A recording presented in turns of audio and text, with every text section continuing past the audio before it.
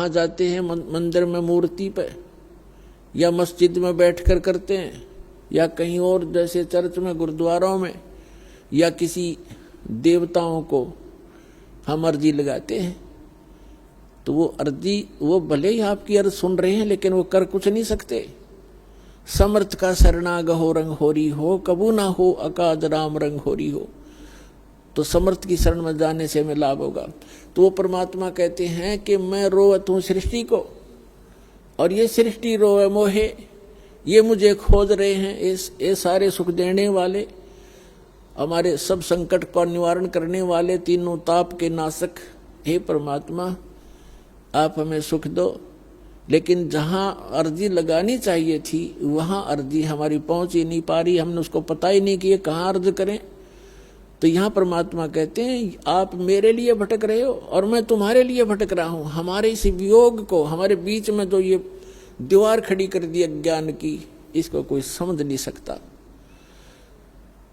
तो उसके लिए परमात्मा ने इस दास को भेजा है, आत्मा और परमात्मा का मेल कराने के लिए और बीच से इस अज्ञान का नाश करने के लिए।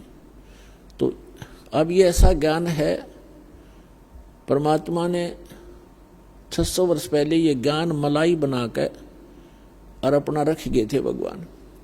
लेकिन पुण्यात्माओं, कबीर सागर, कबीर वाणी, कबीर बीजक, कबीर साखी, कबीर दुहावली, कबीर शब्दावली, ये तो एक समझो वन है, वन, एक बहुत बड़ा फॉरेस्ट है। और वेद क्या करता है, उस फॉरेस्ट से जो आवश्यक जड़ियां होती हैं वो चुन लेता है और उनकी जड़ी बना लेता है और फिर रोगी को खिला देता है। दो खुराकों में उस औषधि से वो स्वस्थ हो जाता है।